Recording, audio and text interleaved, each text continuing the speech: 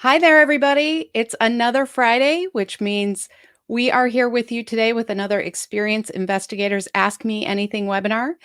I'm Jeannie Walters. I'm always thrilled to see all of you here. So as you join us, please make sure that you mention in the comments where you're joining us from and what brought you here today. What do you want to talk about? This is a little different. We're really just going to talk about what we think are some of the major things coming up in the future of customer experience. Now, we are here every Friday, either live or recorded, so be sure to sign up on YouTube, subscribe there to always get notified, and join us every Friday. We love hearing from you. So, first of all, for those of you who don't know me, I am Jeannie Walters. I have been in customer experience for more than 20 years, and now I'm spending a lot of my time interacting with a camera like this, talking to different groups with workshops, keynotes, training, as well as just joining you here every Friday. Now, we're interested in your questions today. So, to help us with that, as always, we have our Director of Marketing, David Hornreich, with us today. Hi, David. How are you? Hello, hello. I'm doing well. Happy Friday. Happy Friday to you as well. And what is the weather like where you are right now? Um, it's springy. It's That's warming up. There's like little bits of sun breaking through, but it's Seattle, so we're contractually obligated to have some rain. good. Yeah, every day or just this time of Most year? days, just a little sprinkling, especially around March. Like this is, the one of the best kept secrets about Seattle is it doesn't actually rain all the time, but Hmm. in the rainy season, it rains. So we are still working our way out of the rainy season. Nice. Well, we are having a little peak of spring, but it's still in the 30s today in Chicago. So it's still very chilly, but Yeah, at least it's not sleeting ice like it was yesterday. So we've got that going for us. that's a plus. It's all relative, right? It is. It is. We don't have the 15 inches of snow on the ground either. It's all melted. So, It's a I definite plus. mean, you count your blessings. It's the That's little right. things. That's right. So, who do we have joining us? So far, just a hello from Tyler. But Tyler, I'm glad that you're here. I'm glad that you said hi. I wanted to congratulate you for posterity on video, Director of Digital Customer Experience. Congrats on the new title. I hope it comes with a raise, but who knows? Well, congratulations, Congratulations to Tyler. him. Yeah, and he's joining us from Cleveland today. Nice. Nice. We Yeah, never know. Tyler is like Carmen Santiago. We just don't always know where Tyler is in the world. He has to let yeah, us know. yeah. But we've got folks joining us on YouTube and on LinkedIn. Malcolm joining us on LinkedIn says, "Good afternoon. Good afternoon, Malcolm. Nice to have you here." Yeah, so I think we're ready to dive in. Okay, great. Well, this is a little different for us because what I was inspired by was the conversations that I've been having actually on LinkedIn. We've had some really interesting discussions about some timely things, and I thought that would be great to bring to this group. So we're really interested in what you have to say about these things too. But the first thing I wanted to talk about when it comes to the future of customer experience is a trend that we're starting to see. And this is really about adapting to new customer expectations. One of the things that we've seen in how we've all adapted to this past year, meaning we're spending more time at home, we are trying to limit how much we go out, how much interaction we have. And that means that we're making different decisions about how we shop, how we run errands. And one of the things that's come out from this, which I think is really interesting, is that brands who in the past you might have considered competitors are actually working together to create a better customer experience, to make more convenient options for customers. And so there are a couple really interesting examples, and there was an article posted about this, and this is what we talked about on LinkedIn. So if we are not connected on LinkedIn, please consider this an invitation to do so because we have some great discussions there as well. But essentially, what's happening is brands like Sephora, which you see in the slide here, are partnering with, in Sephora's case, they're partnering with Kohl's, the department store brand. And now Kohl's sells makeup, they have cosmetics, all those things.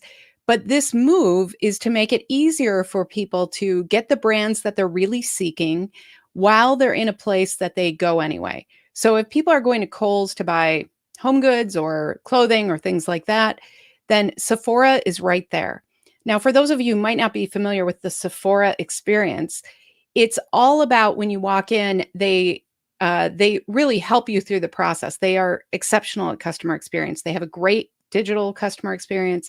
They've really invested in not just the products and the storefronts, but also what is the experience of helping somebody decide which cosmetics are right for them. So by including this type of high touch customer experience in a department store like Kohl's, they're kind of upping the ante of what they can offer customers. Now, this is also being done in some other creative ways, like Apple is opening mini stores in Target. Uh, Ulta, which is a competitor of Sephora, is also opening mini stores in Target. Now, the reason that's interesting is because Apple has these standalone stores, but often they're not necessarily in a place that also has the type of everyday shopping like a Target.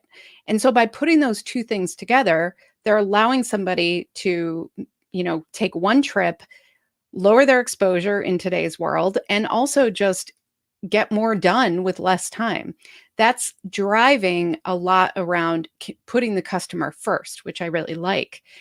The other part of this that I think is really interesting is that these brands have to kind of conclude what they're going to give up in order to invite this other brand in. So, how will it affect their technology sales of things other than Apple?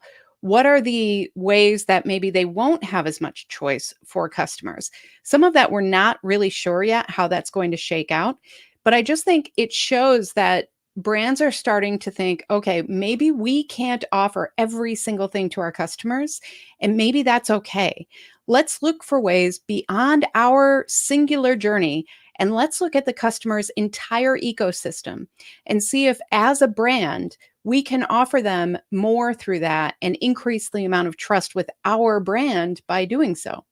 And by working together, they're creating a more robust, richer customer experience. So I think there's a lot here. I think we're going to start seeing things that we haven't seen before as far as the brands that are starting to come together. I think there's a huge opportunity here for local brands as well, because this is all focused on the big brands that we know.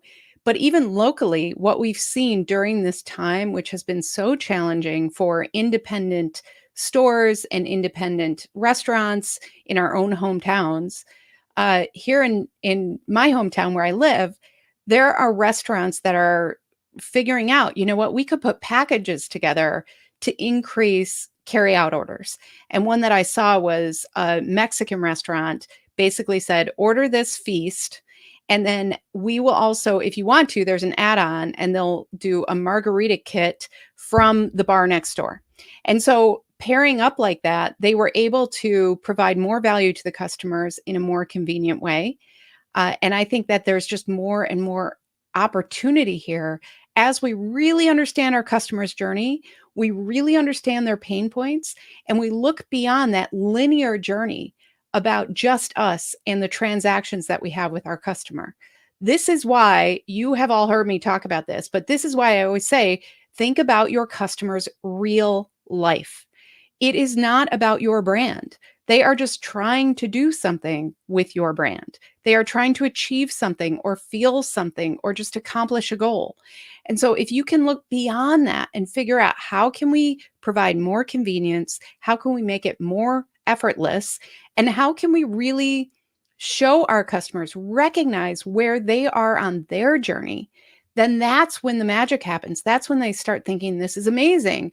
I'm going to go to Target. I mean, think about what Target did by introducing Starbucks into their stores.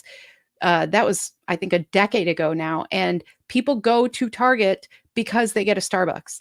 When we think about these things, we can start connecting these dots in really creative ways for our customers. So I'm curious what you guys think about that. What are your predictions here? What do you think are the combinations that we'll start seeing in the future? And how will that impact the customer's journey?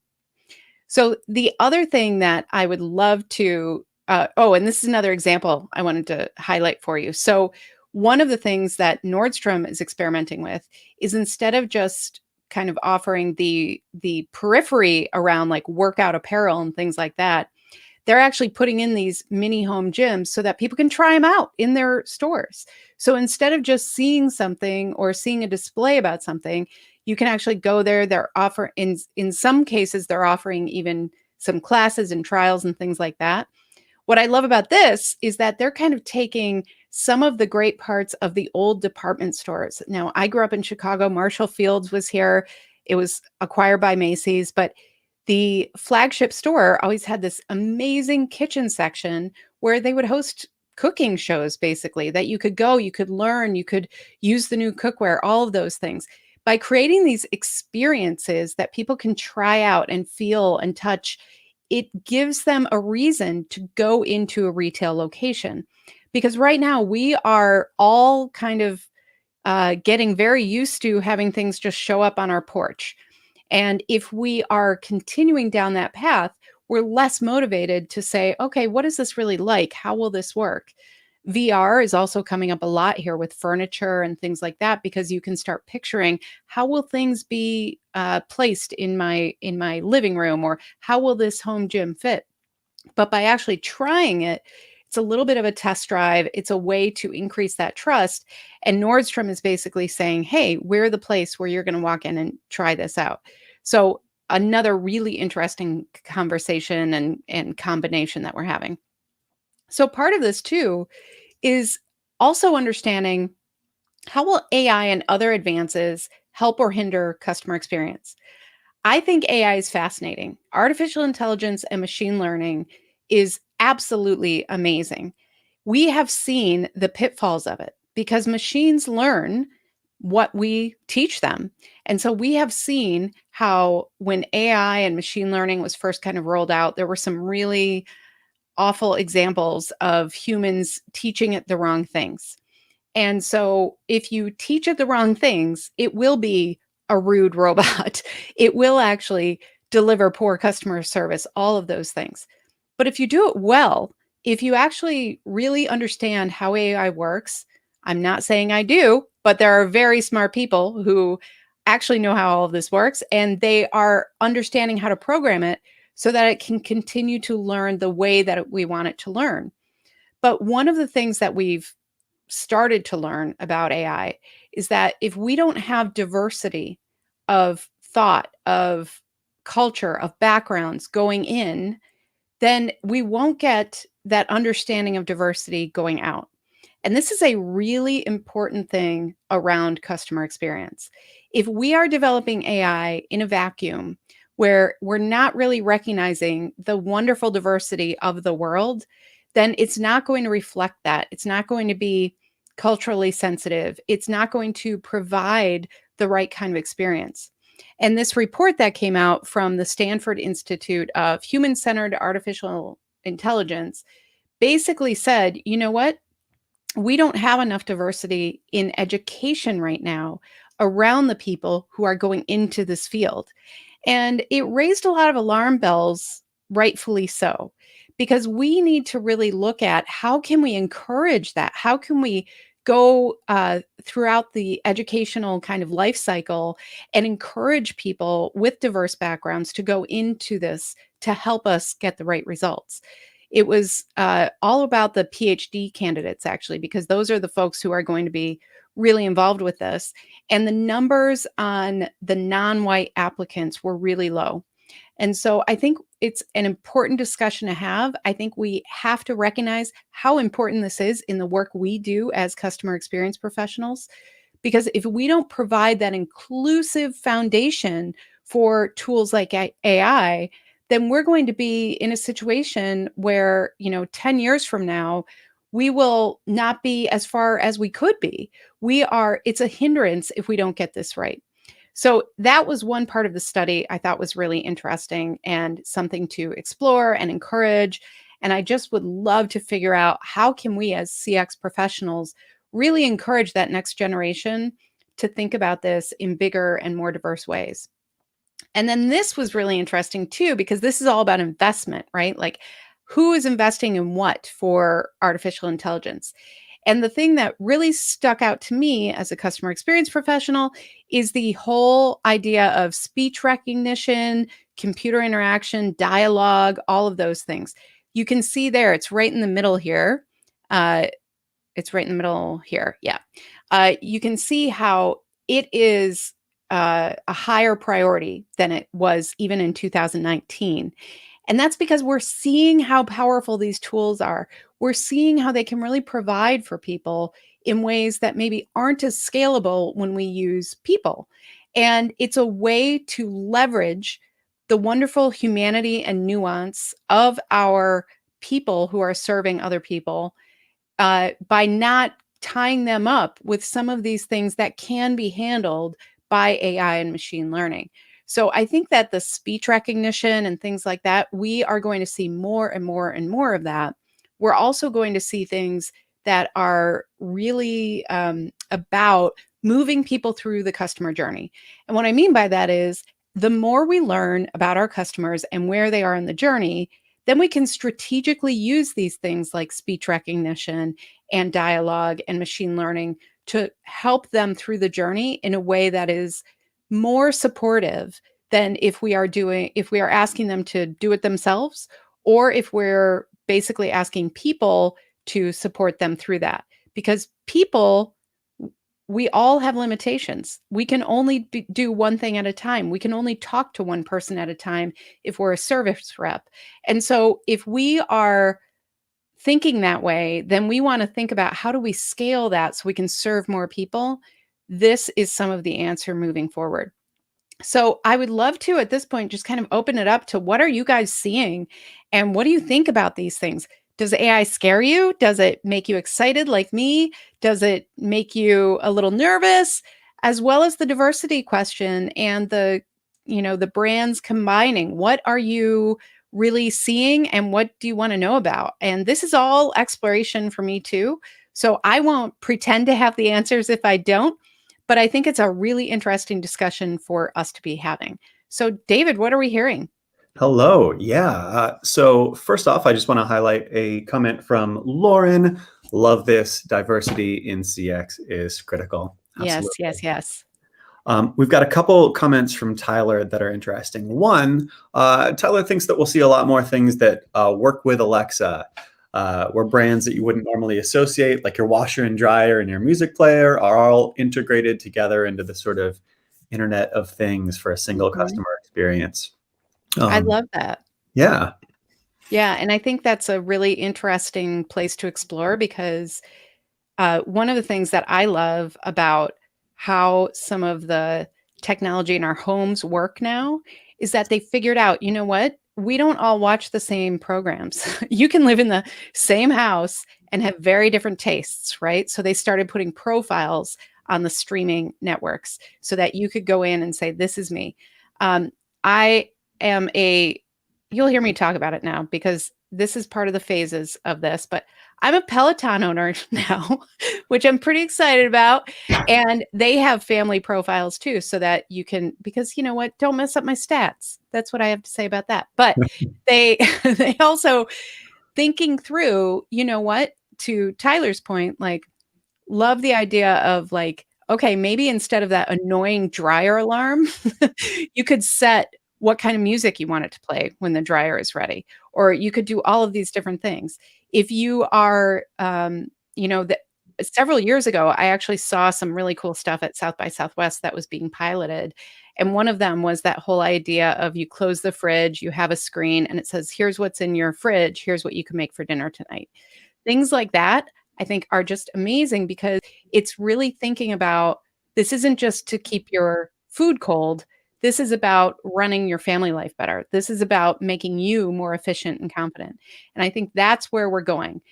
One of the things I'm talking about a lot lately is that the next generations coming up, who aren't really coming up anymore, like, millennials are like well into their 30s now, but uh, millennials and then Generation Z after them, they are more invested in the emotional experience. They want to feel things with the brands that they interact with. They also want to align their values more.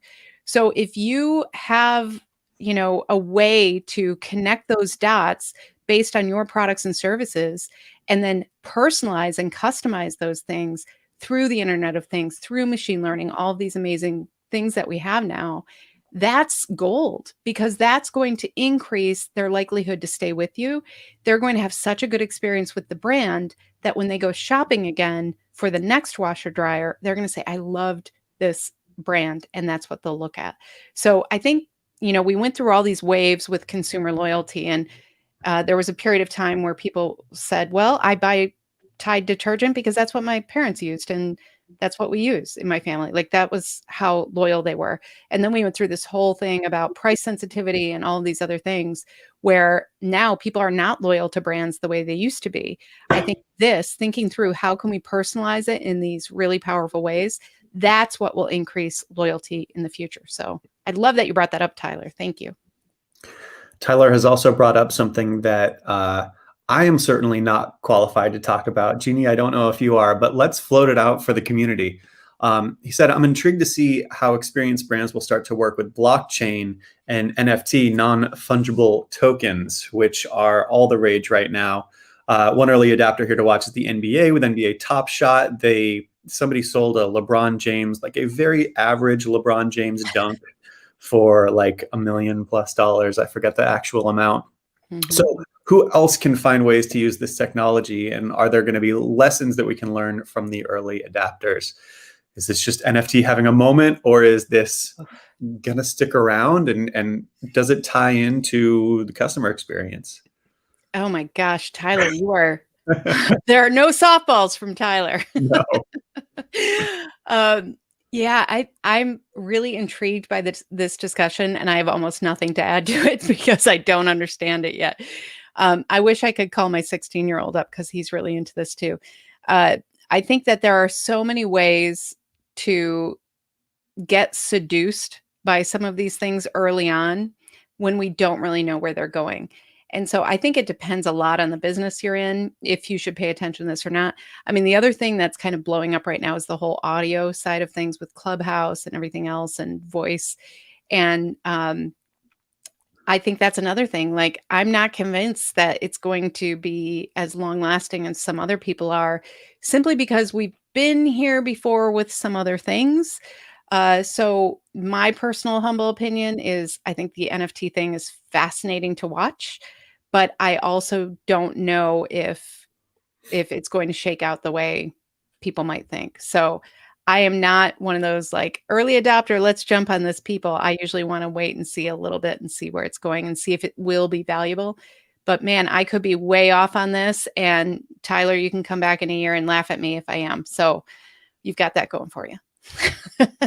I'm officially bookmarking this clip so that in a year we can come back and assess. Yes, exactly. Here's a question from Abdul Salam. He asks, customer experience, is it different from customer success? Are they complementary to each other? How do those two terms fit together in kind of the bigger picture? Yeah, I love this question. So here's how I define it. And the reason I say that is because based on your organization, sometimes it is defined a little differently, but here's the kind of pure way that I look at it. Customer experience is about the end-to-end experience that a customer has with your brand. That means before they even become a customer, before they're even aware of your brand, all the way through to when they leave you or when they stay with you forever. And even after they leave you, they're still experiencing your brand. They're still telling people about it. They're still seeing possibly the brand and having some sort of relationship. So even that, I would say, has like these trailing ends to it. But customer experience is about that entire situation, the entire relationship that you have. Sometimes customer experience is relegated more to just the measurement in some organizations. So when people talk about customer experience, they're actually talking about how do we gather customer feedback? What do we do with it? How do we measure it? I disagree with that. I think customer experience is so much more than that. It is a robust relationship between the customer and the brand. Within that umbrella, there are different parts of the customer journey and there are different parts of your organization. So, a lot of times we have customer service and support, and that's where we are helping customers who have some sort of issue, who need some sort of support to get the products and services that we sell to work the way that they expect. So, that's where we have our customer contact center. That's where we might have technical support, folks like that.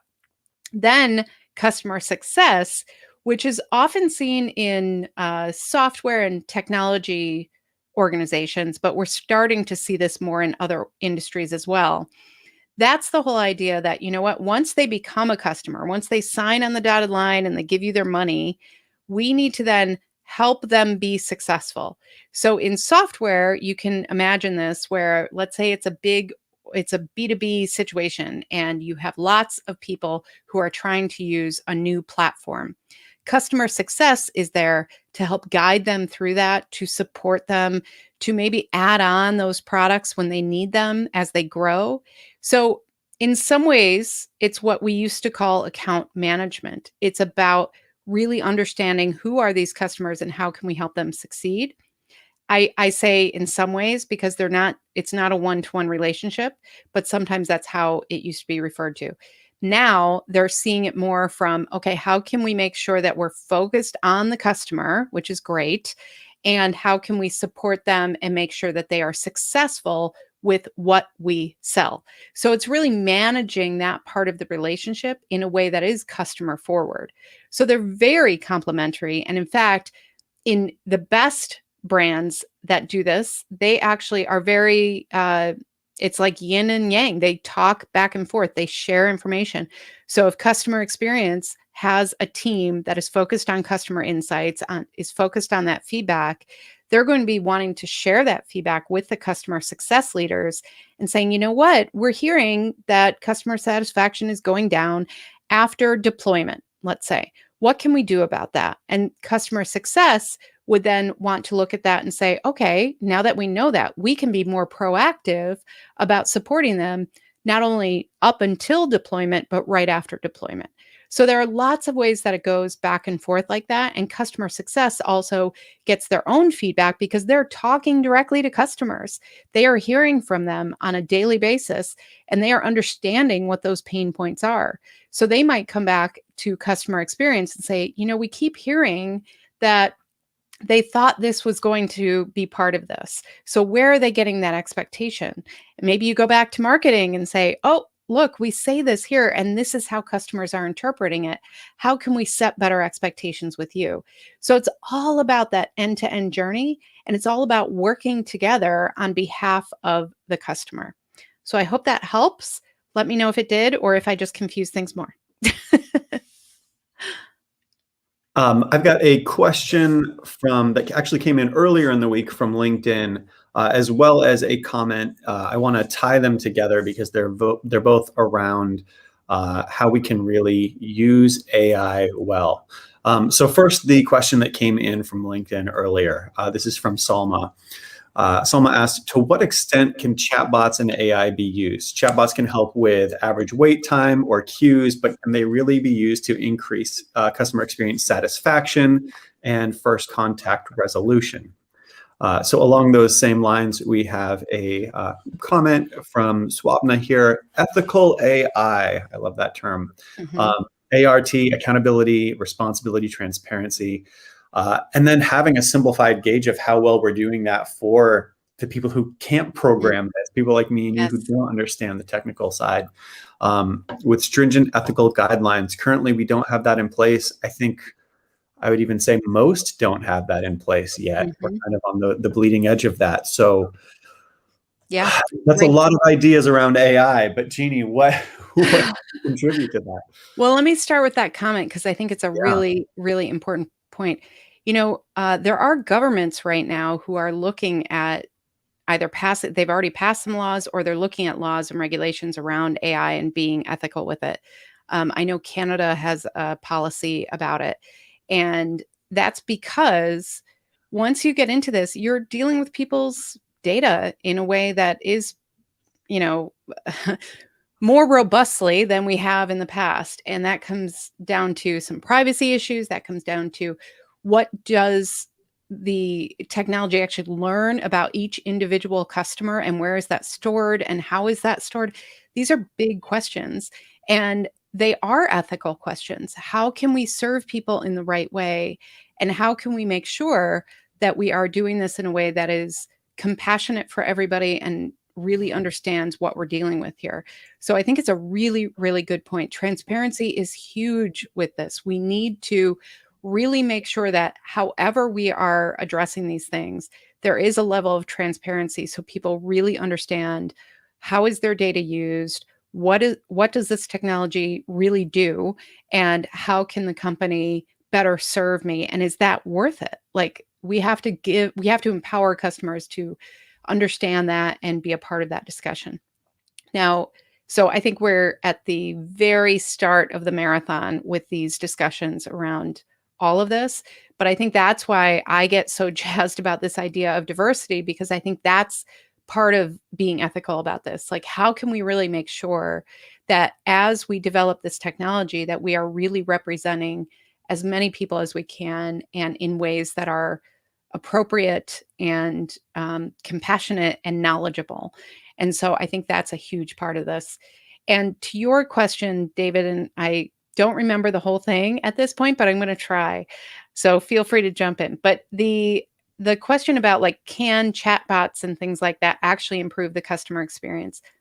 I really believe they can. And the reason I believe they can is because when we as human beings actually have a limited amount of empathy in a day, we that is a finite resource, believe it or not. There is some really interesting data coming out about this. And so what that means is that if you are a customer service person or a frontline worker at a hotel or a hospital or places where you get lots of questions every day, that could be the same question over and over and over. By the end of that day, you might not have the empathy that you did in the beginning of that day. So when people are, just being a customer, they don't know that you've answered that question 10 times in the last hour. And they might have a bad experience because there just isn't enough left in the tank. And so, if we can take some of those kind of rote responses off of the plates of people and turn it into a friendly experience through a chatbot, we can actually improve the customer experience. We have seen this work with bots. Hospitals actually are starting to experiment with this, where if you need something that you don't want to ring the nurse for necessarily, and anybody who's spent any time in a hospital, you start making some different judgments about, do I really need this right now, or can I wait for somebody who happens to check on me? Because it's it's awkward to be ringing that bell every 5 seconds. So one of the things that they've started experimenting with are chatbot mobile bots, basically, where you can say, you know what, I really need some water or whatever you need. But it's things like that that can then go into a system where then they can delegate in the right way so that the person bringing it to you, they're not annoyed that you press the button. This is just part of how they operate. You can also do this with things like, where are the towels at the pool? That's a question that comes up a lot at hotels with pools. So that's a great question. There are different hotels that have the personalized bot, so you can actually say, "Hey, Rosie, where are the towels?" Answering in a friendly way, giving the information that somebody needs in the moment they need it, that will increase customer satisfaction. That will increase how they feel about your brand. And then when people do have those issues, those things that really require somebody to be empathetic with them, to look them in the eye, then you've got people who are ready for that. And instead of standing in line at the hotel desk, you actually don't have to do that because half those people have been served by the chatbot. And so it reduces a lot of points of effort if you think about it the right way. And if you make sure that you have a way out for people who get into those systems with those more complicated, nuanced things, you have a way out for them that is direct and also respects where they are on the journey. So if you have somebody in a chat bot on your site and they're getting frustrated and they can't get their problem solved, instead of just having the chatbot repeat itself over and over, you have a way that says, okay, have somebody call me. And that person who calls should have access to that chat log so they can say, I see what you're asking. Here's what we're going to do about it. So we have to tie all of these things together, both the technology that we have available, the customer's real journey, real life, and what our people are capable of, and give them the tools to succeed as well. So they really understand how to use all of this technology as well. Another great use for it actually is inside the contact center. So if you're on the phone with somebody, having a chat bot who can answer the questions for the contact center rep, that can speed things up in a way that, is much better than the big binders that we sometimes require them to look at, or going through a system trying to find the right keyword. A chatbot can really speed things up for them too. So there are lots of different uses for it that can actually increase the way that customers feel about your brand. Yeah, that's wonderful. Naomi says, ethical AI is such an important discussion. Thank you for taking on these questions. And Swapna, thank you for the great question and bringing up ethical AI in the first place, because that's something I don't think we've really talked about much on We these haven't. Friday sessions. Yeah, So we haven't. uh, It's a great place to explore, and it's yeah. really complicated. Yeah. Going back to the conversation around chatbots, Tyler just adds, I think, a nice summation of what we were talking about. Chatbots, like most everything else, Yep. work great if you have a CX strategy, you know how you're using them to enhance and work with that strategy. Yeah, I think that's so important. It is amazing to me how many times I go into an organization and they say, "Oh yeah, we've got all these CX goals." And every single one of them is tactical. Every Mhm. single one of them is about measurement. It's not about what are we actually doing for the customer. And so that's why, we have our customer experience success statement workbook, because that really is about figuring out what are your organizational goals? What are you trying to do here? What do your leaders care about? And how can you live up to your customer experience mission in everything you do? And once you have those pieces, then you can start seeing, okay, what are the tools and the tactics we need to actually support this strategy, instead of thinking about it as, oh my gosh, we have to get NPS up, because NPS is not a business outcome. NPS is a measurement. And NPS can be a leading indicator, it can be a lagging indicator, it can provide some context, but it doesn't tell you, for instance, how are we treating people who maybe don't fit the description that we have? How are we expanding our empathy? How are we making sure that our people are empowered to make the right decisions on behalf of our customers? That's where strategy is so, so important.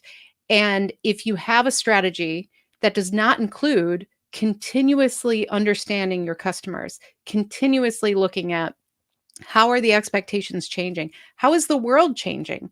Going back to what we talked about in the beginning of this chat, when we talked about, why is this important? Why are these brands doing this where they're combining?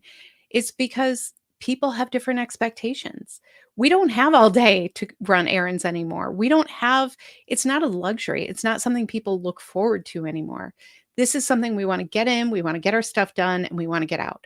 And the fact that there are reasons to go into a physical location, they're amplifying those reasons, but they're also doing it in a way that respects the customer. And I think that's something that we have to remember too. This is about not only what are their expectations, but how can we show them respect? How can we show them that we recognize not only who they are, but where they are on their journey and how we're going to live up to those expectations?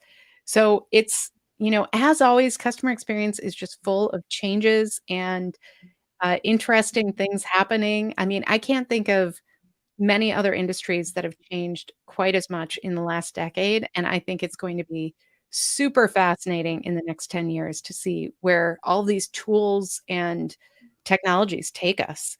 And where will those pitfalls be? Because we'll learn. We're going to make mistakes, folks, and we're going to learn from them. And I think that the best thing we can do at any point in any journey is just continue to build that trust with customers so that when we do have those hiccups, there's enough in the bank. They feel like they have a positive relationship with us and they trust us enough that they know that the hiccup will be overcome. So, yay, customer experience. I can talk about this all day. Yay, customer experience. No, I think for a forward-looking session today, I think that's a wonderful way to close and a wonderful kind of message for us to bring with us into the uncertain but always changing future. I Well, want to thank everybody who had their questions today, contributed questions, comments. Even if you were quiet and you were just here observing, we really appreciate you being a part of the community. It's what makes this great. And so we really appreciate you being here and being a part of it. Now, Jeannie, if yes. anybody in the community wants to get in touch with you, how can they do that? Well, it's funny you ask. Yeah, we love hearing from you. We really do. And if we're not connected on LinkedIn, please go ahead and send an invitation. That way, we love being connected with you there. We're on Twitter, both the brand and me. I'm also on Instagram. We have, and so is the brand actually, Experience Investigators on Instagram too. And then we have all these resources for you. So take advantage of that at experienceinvestigators.com/resources. And then this year, of course, our year of CX at yearofcx.com. You can get downloadable tools every few weeks. We have promised that to you between CX Day 2020, which was in October, all the way through. So if you have not signed up, go ahead and sign up. You'll get access to everything we've already released and all the future releases as well. But I encourage you to really think about your strategy, think about your customers as you do. You have heard me say this before, but the mission of my company is to create fewer ruined days for customers. And by being here and learning with me and also just sharing what you're doing in your communities and all the great work that you're doing every single day to show up for your customers, we really appreciate that because that helps us live our mission. So thanks for being here. It's always a great discussion, and we will be back here live next week. Thanks.